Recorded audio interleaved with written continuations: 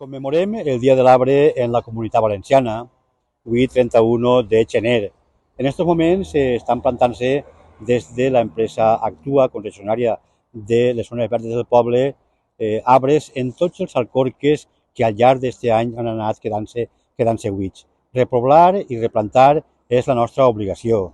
Tindre arbres en una ciutat és crear un ambient agradable, sobretot conservar el que és el medi ambient. Comencem en esta part urbana del poble, continuarem el dia 4 de febrer en la barrià de les Bases. Seguirem el dia 10 i 11 en el balcó de la Ribera, donant-li participació també al Col·legi de la Sagrada Família.